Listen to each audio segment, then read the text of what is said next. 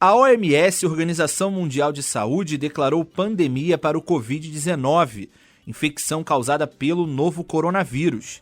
Atenta a essa triste realidade mundial e respeitando as orientações das autoridades civis para evitar e combater a disseminação da doença, o arcebispo do Rio, cardeal Orani João Tempesta, assinou 2 decretos. No programa de hoje, você entenderá como, na prática, essas normas são estabelecidas e devem ser praticadas. Saberá como estão os trabalhos de quem atua na pastoral da saúde e ficará por dentro de todos os aspectos relacionados ao Covid-19 em uma entrevista exclusiva com o médico e biofísico Padre Aníbal Gil Lopes, membro da Pontifícia Academia para a Vida e da Academia Fé e Razão da Arquidiocese do Rio. Eu sou Rafael Freire e esse é o Igreja em Ação. Catedral FM apresenta Igreja em Ação.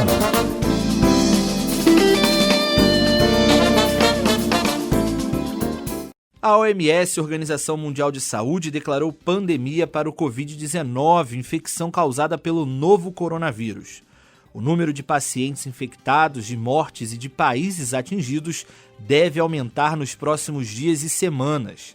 Na prática, o termo pandemia se refere ao momento em que uma doença já está espalhada por diversos continentes, com transmissão sustentada entre as pessoas. Apesar disso, os diretores da OMS ressaltaram que a declaração não muda as orientações e que os governos devem manter o foco na contenção da circulação do vírus. Atenta a essa triste realidade mundial, de modo particular aos cidadãos e fiéis da cidade do Rio de Janeiro, a Arquidiocese de São Sebastião se antecipou e emitiu em 28 de fevereiro suas orientações pastorais. Com a confirmação da chegada do Covid-19 ao Brasil e respeitando as orientações das autoridades civis para evitar e combater a disseminação do novo coronavírus, o arcebispo do Rio, cardeal Orani João Tempesta, assinou 2 decretos. O primeiro, divulgado em 16 de março, desobrigando os fiéis a participarem das missas dominicais e dias de preceito, até que seja ordenado o contrário. E o segundo, datado de 18 de março, com o objetivo de evitar que fiéis fiquem por muito tempo sem a graça sacramental ou sem a Sagrada Comunhão. O sacerdote da administração apostólica São João Maria Vianney e juiz auditor do Tribunal Eclesiástico do Rio de Janeiro, Padre José Edilson de Lima, faz uma avaliação sobre os decretos assinados por Dom Orani João Tempesta e pelo chanceler da Cúria, Monsenhor Hélio Pacheco Filho. Do ponto de vista do direito canônico, o decreto que o Dom Orani emitiu, ele se baseia primeiro no cano 87, em que o bispo diocesano, sempre que julgar que contribui para o bem espiritual dos fiéis, pode dispensar esses mesmos fiéis das leis disciplinares, tanto as leis universais próprias do direito canônico, quanto as leis particulares, aquelas leis diocesanas, pode dispensar para todo o seu território, para os seus súditos, se essas leis não forem, a dispensa dessas leis não forem reservadas à Santa Sé. Portanto, o bispo é legislador na sua diocese, é também o administrador, tem o poder executivo, legislativo e judiciário, e ele pode dispensar das leis quando for necessário para o bem dos fiéis. É como, por exemplo, existe um impedimento de disparidade de culto, ou seja, a pessoa não pode se casar, um batizado na Igreja Católica não pode se casar com um não batizado. Existe aí um impedimento que proíbe esse matrimônio, se esse matrimônio for feito, ele é nulo. Porém, o bispo pode dar essa dispensa, quando for necessário, ele pode dar a dispensa desse impedimento e a pessoa se casa normalmente no matrimônio válido. Só para citar como exemplo, há outras leis que o bispo dispensa quando é necessário.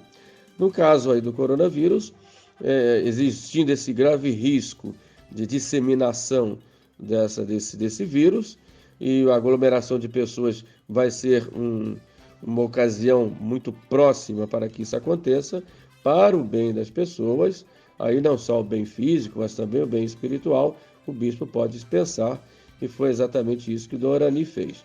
O cano, dispensou de que lei? Né? Dispensa da lei que está lá no cano 1247, que diz que todo fiel é obrigado a participar da missa nos dias de preceito e nos domingos. É claro que essa lei é só para os católicos, mas de qualquer forma existe a obrigação.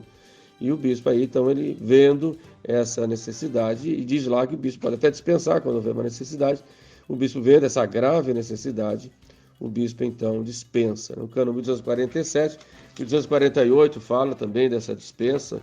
É o caso, por exemplo, de uma pessoa que mora na Amazônia, por exemplo, tem missa uma vez por ano, a própria lei já dispensa, porque existe uma impossibilidade moral, mas o bispo poderia dispensar se fosse o caso. De modo que é o que aconteceu com o Dom Orani, que fez esse decreto movido pela prudência e pelo amor às almas. E por que os documentos são assinados pelo cardeal e pelo chanceler da Cúria? Primeiro, que a lei diz que é o bispo diocesano que pode dispensar, né? E o arcebispo metropolitano nosso é Dom Orani João Tempesta, que tem esse poder, né, de dar a dispensa. E também o chanceler, porque o chanceler é aquela pessoa na Cúria que dá valor público à assinatura do cardeal. Então ele assina dizendo, isso aqui é verdadeiro, foi o mesmo cardeal que assinou, ele dá esse valor público ao que o cardeal colocou. Né? Ele, digamos, é aquela pessoa que faz a publicação, digamos, é certo, esse decreto é correto, esse decreto foi o cardeal que fez, emana das suas mãos, etc. Então, por isso, nesses documentos, nesses decretos, assina também o chanceler da Cúria. Padre José Edilson ressalta ainda como os fiéis devem receber e acolher os decretos emitidos pelo arcebispo, cardeal Orani João Tempesta. O sacerdote também deixa sua mensagem ao povo de Deus. Não só como canonista, mas também como sacerdote, como presbítero da igreja, que tem o cura de almas, eu vejo que a medida do cardeal foi uma medida de muita prudência, uma medida necessária nesse momento, para que os fiéis não tivessem crise de consciência, né? Sobretudo os idosos que constituem grupos de risco, né? E outras pessoas que se encaixam também em grupos de risco, para não ficarem com crise de consciência, não fui à missa, tenho que ir à missa. O bispo então já dá a dispensa dessa obrigação durante esse tempo de crise, para que haja essa tranquilidade. E por outro lado, eu avalio também como uma atitude que leva aos outros, né, a pensarem um pouco mais no próximo, e saber que nós temos um cuidado com todos, né, somos responsáveis também por todos. Aí fica uma mensagem não só do ponto de vista físico, biológico, né, porque podemos transmitir ou receber o coronavírus de outras pessoas, mas também fica a mensagem espiritual, porque nós somos responsáveis uns pelos outros, e tudo que nós fazemos tem também a sua consequência social, né? Não só do ponto de vista biológico, aí a questão da doença, mas também do ponto de vista espiritual, né? Quando nós fazemos as coisas boas, tem lá a sua consequência social, também as coisas ruins, isso do ponto de vista físico e espiritual. Para mim, é uma grande mensagem que o cardeal passa. Os fiéis devem receber e acolher este documento com espírito de amor, né? Com obediência, claro, porque é um documento oficial, mas também com o espírito de amor e de confiança. Né? Não é momento de desespero, não é momento de pânico, mas é momento de prudência e de tomar os cuidados. As autoridades estão nos orientando, sobretudo as autoridades da saúde, estão nos orientando dos cuidados que nós devemos ter, sobretudo com a condição da higiene, o cuidado também no trato para nós não sermos elementos que vamos levar doenças para os outros ou os outros transmitirem para nós. O fato que nós devemos receber esse documento do Orani como um documento que nos leva a tomar atitudes, né? E a repensarmos um pouco como é que nós estamos agindo, sobretudo nesses últimos tempos, né? E vamos ter confiança em Deus, né? Vamos confiar em Deus, fazer aquilo que é necessário, né? Como diziam os antigos, a graça supõe a natureza, quer dizer, Santo Agostinho que diz, né? Deus que te criou sem ti não te salvará sem ti. Quer dizer, nós devemos fazer a nossa parte, né? Deus nos dá a graça, mas devemos fazer a nossa parte. e pararmos com essas ideias que ficam, que isso é uma coisa muito simples, que isso vai passar, é coisa muito simples. Nós estamos vendo aí em vários países realmente a coisa é muito grave e nós temos que tomar providências, evitando as aglomerações, evitando tudo aquilo que possa ser ocasião de contágio, né? E nessa quaresma é também um tempo de nos penitenciarmos por toda essa dificuldade, olharmos também a questão do vírus do pecado, né? Que leva tanta gente a ofender a Deus, né? Então, assim como temos tanto cuidado, devemos ter tanto cuidado com aquelas pessoas que são mais vulneráveis, sobretudo, e devemos ter cuidado para não nos contaminarmos e não contaminarmos os outros, né? Também espiritualmente devemos ter todo cuidado para não sermos pedra de tropeço para ninguém, para evitarmos toda a contaminação do pecado e não nos deixarmos levar também pela nossa vaidade e levarmos outras pessoas também a pecar e nunca sermos ocasião de escândalo para os outros. Fica sempre essa mensagem, né? Porque a gente sabe que a vida aqui na Terra é passageira, mas estamos aqui, né? Temos que viver aqui, somos responsáveis uns pelos outros, né? Do ponto de vista físico, material, mas sobretudo do ponto de vista espiritual. Então que seja um tempo de pensar, de refletir, né? E de confiar em Deus e de fazer a nossa parte, acatando tudo aquilo que os nossos superiores, os nossos bispos estão nos orientando e dispondo, para que assim nós possamos, com humildade, com obediência e com amor, seguirmos todos juntos nessa caminhada da igreja. Você encontra todos os decretos na íntegra no jornal Testemunho de Fé desta semana e no site arquirio.org. É importante ressaltar que até o fechamento desta edição, as medidas adotadas pela Arquidiocese do Rio não significam a suspensão das celebrações. Portanto, recomenda-se aos que participarem que evitem aglomerações, acompanhando pela TV, rádio e outras formas de transmissão. E eu quero te fazer um convite. Aproveitando o tempo da quaresma, coloque-se em profunda oração por todas as nações, por todos os profissionais da área da saúde, enfermos e seus familiares, que já sofrem com essa pandemia causada pela doença, sem pânico, mas colocando em prática o grande mandamento do amor ao próximo. A Pastoral da Saúde, como expressão da solicitude da Igreja que anuncia o reino de Deus, assume concretamente a missão confiada por Jesus aos seus discípulos.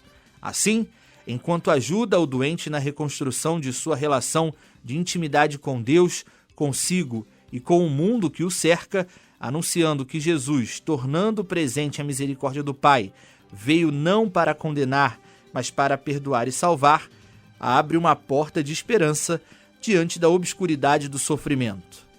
Mas como atuar frente às orientações das autoridades civis para evitar e combater a disseminação do novo coronavírus? Nós do Igreja em Ação conversamos com o coordenador arquidiocesano da Pastoral da Saúde, Dr. Antônio Babo, que deixou sua mensagem aos agentes da pastoral. Venho hoje me dirigir a vocês que de forma incansável trabalham visitando os irmãos enfermos nos hospitais, nas ruas e domicílios. Talvez não existam palavras suficientes e significativas que me permitam agradecer a vocês com a total justiça e com devido merecimento. Mas é tudo que posso fazer, usar palavras para agradecer. Estamos acompanhando a evolução do coronavírus em conjunto com as autoridades, a nível federal, estadual e municipal. Fizemos um comitê de crise na arquidiocese, incluindo médicos e o clero, no intuito de auxiliar tecnicamente as decisões. E por isso mesmo, para manter a integridade de todos, inclusive dos enfermos, seus familiares, juntamente com o nosso bispo, Dom Paulo Celso, bispo referencial da Pastoral da Saúde na Arquidiocese do Rio, estamos recomendando que todas as visitas sejam suspensas até segunda ordem. Essa não é uma decisão fácil, mas estamos todos empenhados para que o contágio não continue avançando. Considerando a gravidade do quadro gerado por essa pandemia do Covid-19 no nosso Brasil e no mundo, devemos observar as recomendações tanto da Organização Mundial da Saúde, do nosso Ministério da Saúde, da Anvisa e também da CNBB. E ser, agora, no momento, uma união só. O médico também destaca a missão primeira da Pastoral da Saúde e ressalta as indicações para este período. sendo uma união de um instrumento fiel e disponível no enfrentamento desse momento crítico. Devemos lembrar, e é importante, que tais ações emergenciais devem ser acolhidas com discernimento e responsabilidade, com total atenção às recomendações das autoridades competentes. Como povo de Deus, comprometido com este serviço eclesial no qual estão inseridos muitos trabalhadores da saúde, nos cabe viver e testemunhar com coerência e ternura a samaritanidade e solidariedade evangélica, sendo reflexo do amor de Cristo por toda a humanidade, visando sempre o cuidado pela vida e o bem comum e protegendo principalmente os mais vulneráveis, os enfermos, pobres e abandonados de rua, preferencialmente habitantes de periferias de nossa sociedade. Suspendemos também todos os eventos de formações, congressos, encontros e as atividades tais como os Dias da Saúde, roda de conversa, ações comunitárias, atendimento em ambiente pastoral realizado por médicos, dentistas, enfermeiros, fisioterapeutas. Lembrando que a assistência deve ser garantida aos enfermos e a manutenção da unção deve ser dada pelos sacerdotes. Lembrando também que estas orientações permanecerão até segunda ordem. Rezemos em fraternidade e solidariedade por todos os enfermos e por todas as suas famílias. Roguemos a Deus, Pai de todas as consolações, e a Jesus Cristo, nosso bom pastor, pedindo a intercessão de Nossa Senhora da Saúde e São Camilo de Légues, assim como São Sebastião, para que atravessemos este difícil momento de provação unidos em espírito de constante oração, com sabedoria, esperança e renovada fé no amor misericordioso que nos move adiante. Nós vamos para um breve intervalo comercial, não saia daí. No próximo bloco, o médico e biofísico Padre Aníbal Gil Lopes conversa com a gente sobre tudo que envolve o Covid-19. O Igreja em Ação volta já já.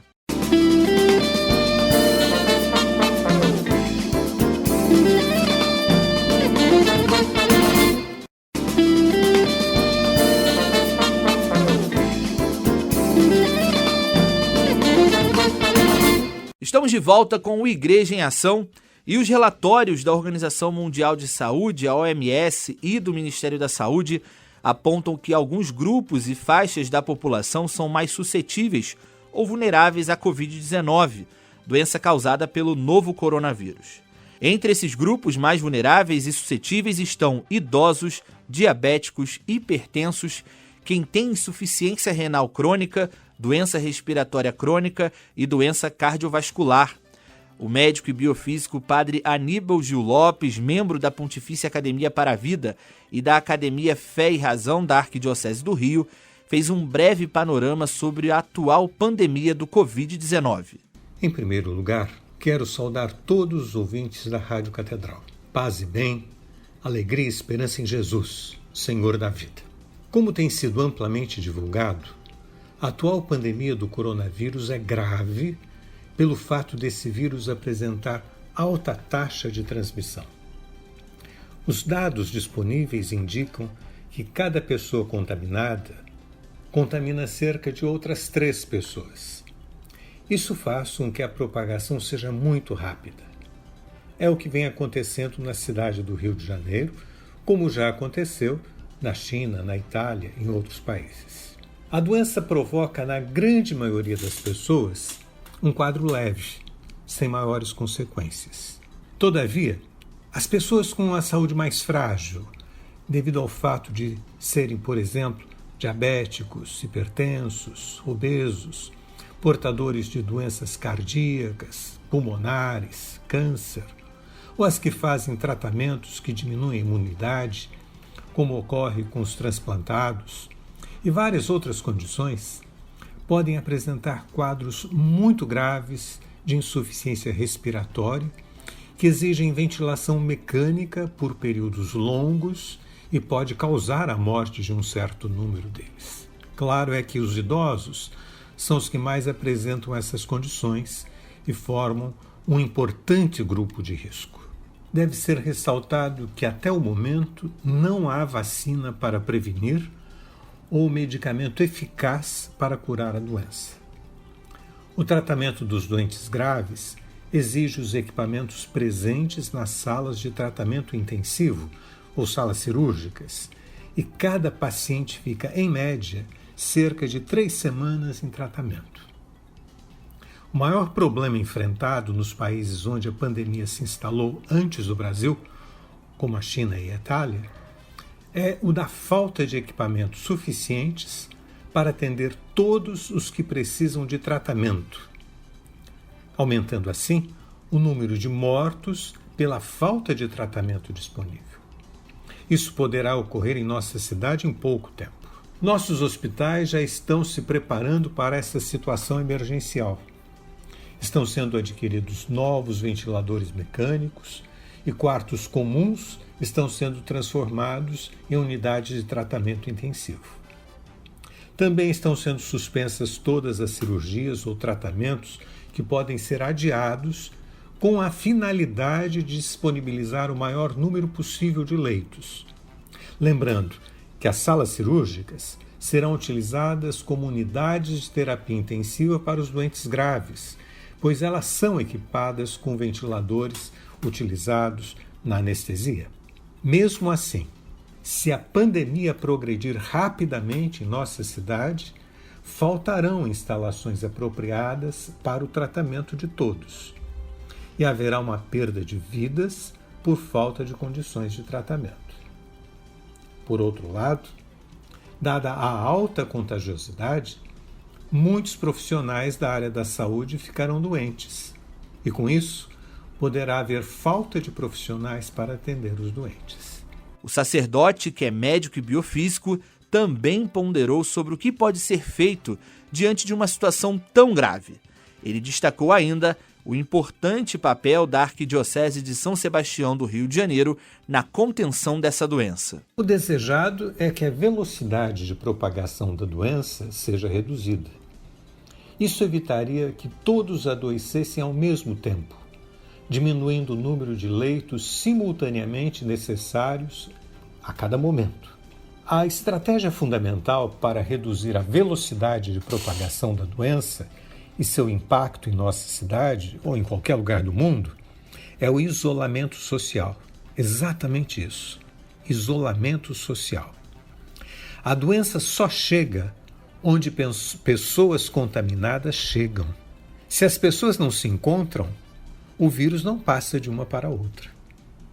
É fundamental reduzir a mobilidade das pessoas nos espaços urbanos, regionais, nacionais e internacionais. A mobilidade das pessoas de uma região para outra precisa ser restringida, pois essa é a forma da propagação da doença. No âmbito das comunidades e municípios, as atividades coletivas precisam ser suspensas. Isso abrange as escolas, os locais onde as pessoas se aglomeram para diferentes atividades comunitárias ou coletivas, incluindo cinemas, teatros, casas de shows, bares, restaurantes, inclusive igrejas. Isso significa ficar em casa e evitar o contato próximo com outras pessoas, evitando mesmo dentro da família. Por outro lado, promover e criar hábitos de higiene muito rígidos, como tem sido noticiado amplamente, tais como lavar as mãos, evitar contato físico, manter distância entre as pessoas, é extremamente importante. A Arquidiocese de São Sebastião do Rio de Janeiro tomou a dianteira nesse processo, suspendendo a obrigatoriedade das atividades comunitárias presenciais de culto, catequese, retiros e reuniões de grupos.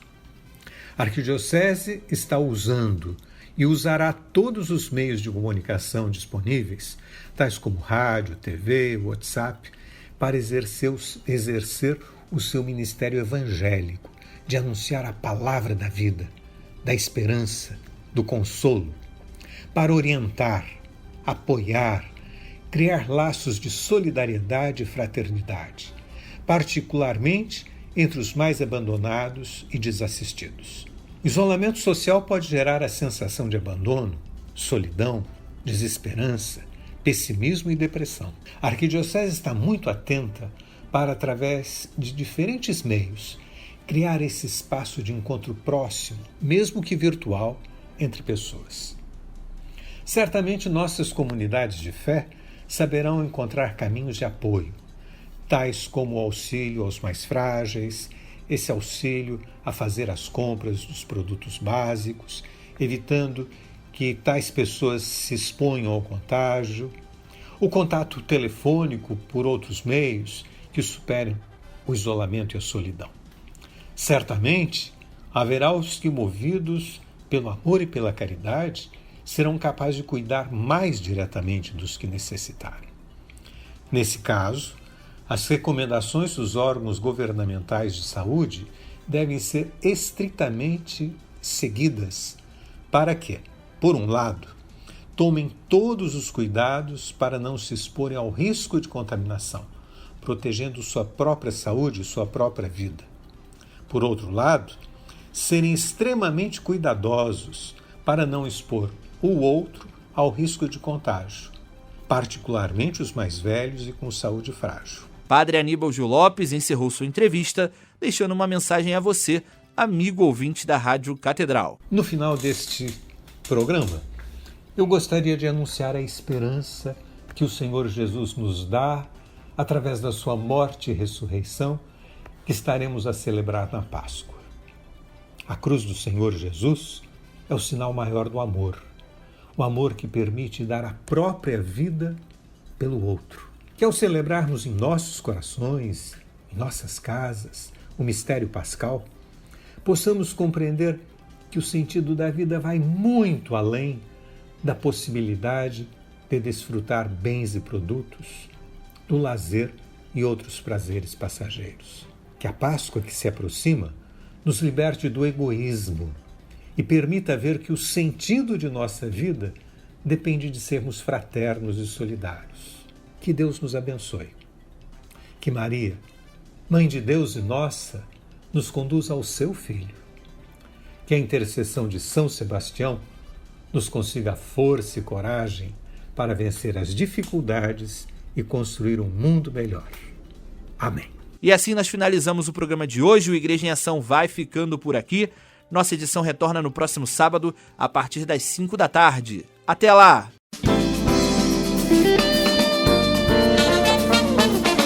Catedral FM apresentou Igreja em Ação.